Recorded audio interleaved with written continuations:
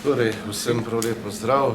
Današnja seja Komisije za nadzor varnosti in obveščevalnih služb je obravnavala temo, ki je bila pač odprta od zadnjič. To je vprašanje dejstva, da je ena stran, ko gre za vprašanje migrantov, konkretno ekstremna levica, očitno bila pripravljena poseči po nasilju in da samo posredovanju policije na Kotnikovi gre očitno zahvala, da do kakšnega hujšega incidenta ni prišlo. Že na prejšnji seji nas je policija seznanila tudi z dejstvom, da bo preiskala nekatere pač vprašanja sovražnega govora, predvsem tisti plakat, ki vse člane SDS pa NSI zmerja s nacisti oziroma fašisti, in da gre tukaj za očiten primer sovražnega govora, tako da v tem delu stvar še ni zaključena. Prav tako še ni zaključena glede vprašanja hladnega orožja, ki je bilo prisotno. Tudi tam smo jih opozorili na nekatera dejstva, da so posamezniki nosili ne samo kole, ampak po nekaterih podatkih še druga sredstva prirejena za napad, in prav tako je bilo zagotovljeno strani pristojnih organov, da bodo to še preučili. Danes žal komisija ni dosegla soglasja o pač vprašanjih, ki so bila odprta od prejšnjič.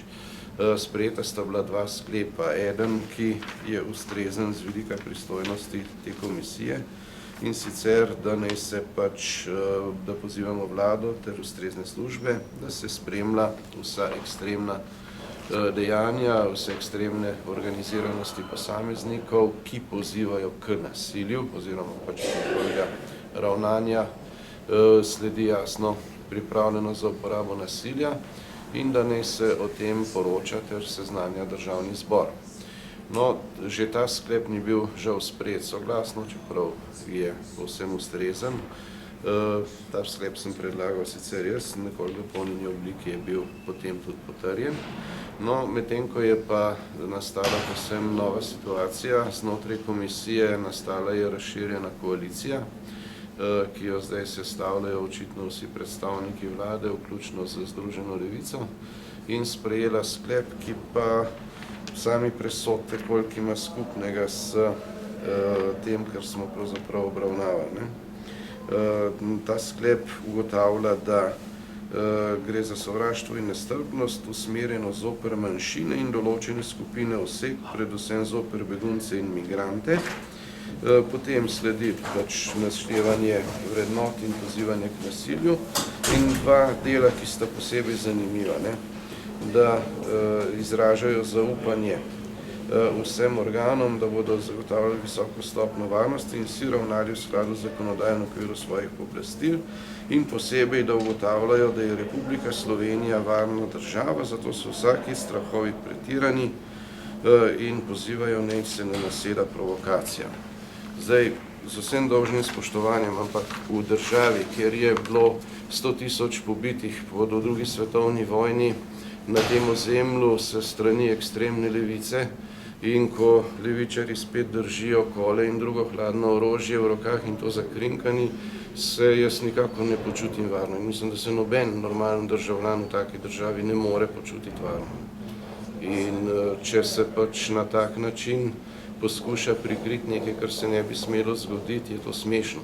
Še bolj postane tako ravnanje smešno v luči tega, kar je bilo včeraj, ko se je tudi del tistih, ki so pravzaprav tole levičarsko srečanje na Kotnikovi povzročili, od tega distanciral. Veste, da je bilo rečeno, da se ne skrivajo več za zamaskirane. Zanimivo, da se tam ni tako ravnalo, da se je to pogruntalo šele naknadno, verjetno zaradi odklonilnih reakcij v javnosti, ampak vsaj bolje pozno kot nikoli. In danes smo seveda priča zelo nenavadni situaciji, da očitno za nekatere je takole ravnanje povsem ustrezno, oziroma da cilj posvečuje sredstva. Jaz tega ne morem drugače komentirati kot s nekaterimi citati ljudi, ki so že zdavnej prav, moram reči, vizionarsko napovedali bodočnost. Churchill je nekoč že pred 7 desetletji dejal: Fašisti bodočnosti bodo sebe imenovali antifašisti. In Antifa, ki nastopa zakrinkana pa s koli v rokah, je pravzaprav najhujša oblika fašizacije slovenskega prostora in predstavlja veliko in očitno tudi trajno ogrožanje javnosti, verjetno večje kot sami migranti. Priča smo absurdni situaciji, da v tem trenutku so tisti samozvani zaščitniki migrantov očitno najbrž večja grožnja varnosti državljank in državljanov kot migranti sami, kar zelo veliko pove o državi, v kateri smo. Specialno zato, ker imajo očitno del politike za sabo, ki jih potem pokrije in se spreneveda, kot da te nevarnosti ne bi bilo. Jaz moram reči, da sem zelo razočaran na tem, kar se je danes zgodilo, ampak upam, da je to enkraten zdrs in da se tole ne bo ponavljalo naprej. Problem, s katerim se soočamo v Sloveniji, je seveda tisti, ki ga je pa že zdavnej Orwell tako dobro napisal, da v totalitarizmu postane resnica sovražni govor. Ves čas, ko smo opozarjali na dejstva, ko smo naštevali, samo osebno recimo se spomnim primera, ko sem naštel samo podatke iz spletne strani Organizacije združenih narodov, so deževale obtožbe o sovražnem govoru. Ko pride do dejanskega pojava sovražnega govora, očitno podkrepljenega s pripravljenostjo na nasilje, si pa predtem nekateri zatiskajo oči in se s tem niso pripravljeni resno soočiti.